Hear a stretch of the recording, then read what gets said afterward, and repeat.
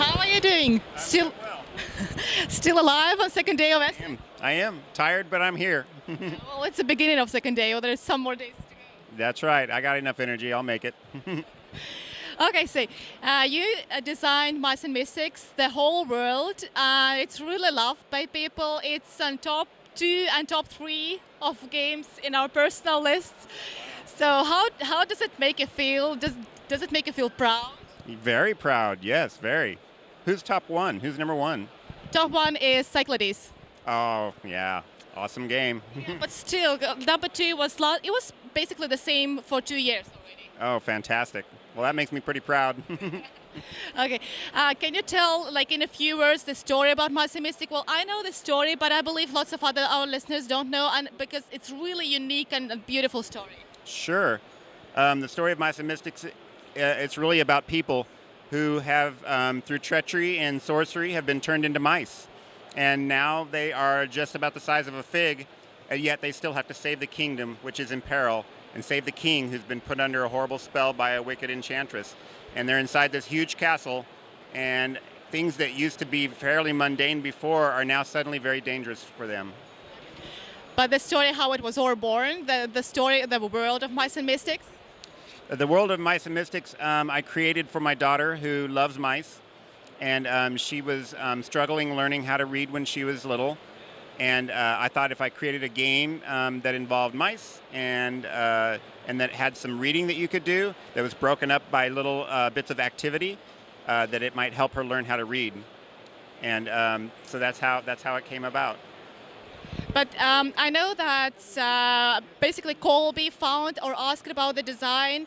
If he wouldn't do that, would you actually proceed with the design? Would you proceed with this design and find a publisher, or would it just stay somewhere behind?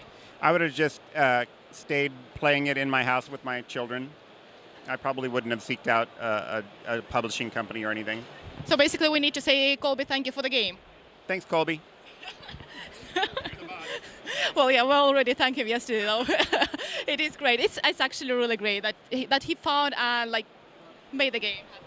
Yeah, well, that's part of Colby's genius is that he sees a creativity in people, and he pushes and inspires people to follow through on some of their dreams. He's a great person. Are your kids helping you with the designing of Mice and Mystics, maybe the storyline, or maybe they're just inspiration? Yes, my children help me with all of my games. They help me play test my games, and they also just provide encouragement and inspiration for me because the way that they see the world is magical, really. So. I know that the strategical or tactical games really need lots of playtesting. Is this different for story-driven games? Does the playtesting process is different? I'm not sure whether it's that different than any other playtesting process.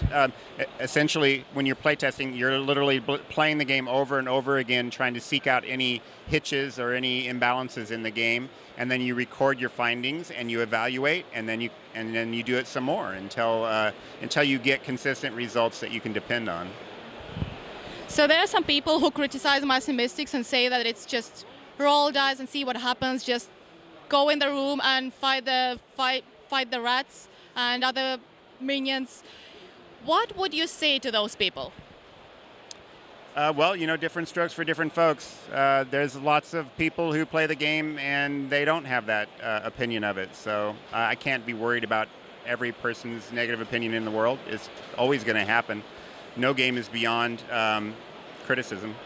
Of course. Though actually, I'm pretty sure that these people actually miss the whole point. They just miss the story behind the dice rolls. I don't believe that people are missing anything. I think that everybody has their own things that they like. If I said that I didn't like hamburgers, then people who love hamburgers would think that there is something wrong with me, but I'm entitled to my own opinion. True that, actually, yeah.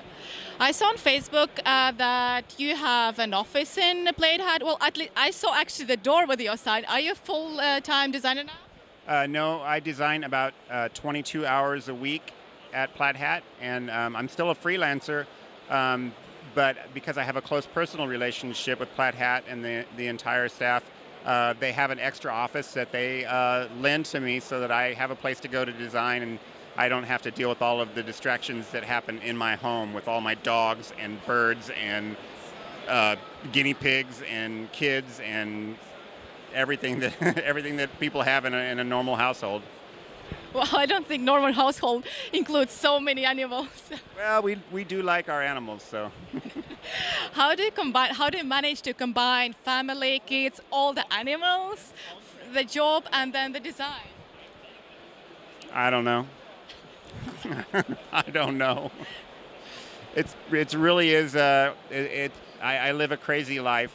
It takes a lot of energy, and I just try to, whatever I'm doing at the moment, I try to throw myself into it. So if I'm in dad mode, then I'm in full dad mode. If I'm in design mode, then I'm in full design mode. I just like to be in the moment.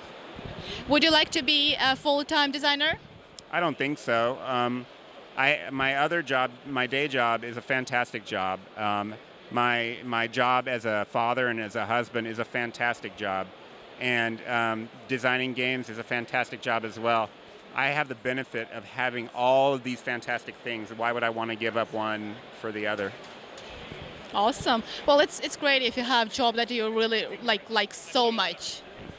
Yeah, and fortunately, I have more than one that I love. So. Tell us a bit about Tail Feathers. We're really itching to try it out tomorrow. We just wrote our names. Oh, fantastic. Yeah, Tail Feathers. I'm really excited about Tail Feathers. It's a story-driven miniature skirmish game that's based in the Mice and Mystics world. The story that comes with the game dovetails into the Mice and Mystics world, so it helps expand that story if that's what you're interested in. It's not a cooperative game. It's a head-to-head competitive battle game. But it still has the same kind of charm and whimsy that Mice and Mystics has, and it just provides a different play experience and a different way to engage with that world. And it's completely compatible with Mice and Mystics as well. So if you already own Mice and Mystics, the game Tail Feathers comes with the cards that allow you to play all of your Mice and Mystics figures in Tail Feathers right when you open the box. Right. Does it mean that Mice and Mystics won't have any future expansions? That's not what it means at all. In our world of game design, there's no way that you can completely predict the future. So we don't know what's going to happen next year or the year after that. I just keep on designing and keep on creating. And if Plaid Hat Designs decides to publish the things that I create, fantastic. Any plans right now? Maybe you have some plans for Mice and Mystics? I have all kinds of plans for Mice and Mystics. So it all depends upon demand and upon popularity and the market, and it depends upon my superiors. Great. Maybe there's something else you're working on and you would like to hint a bit and intrigue us? I'm always designing things. I'm always creating things. I'm designing board games. I'm designing expansions. I'm designing things for my own personal use. I couldn't tell you what you might see in the future from me. Okay, great. So no hints, but we're still intrigued. I hate to hint. No, it's fine. You don't have to. Yeah, I'm less about predicting and more about preparing. And I try to stay in the moment in my life, and I find that it works so much better for me. It's okay. It's okay. We can wait. We'll just wait for the surprises. It's good. Well, thanks a lot for your time. Really appreciate it. Thanks. Thank you very much. So enjoy Essen. Hope to see you next year. Yeah, thank you.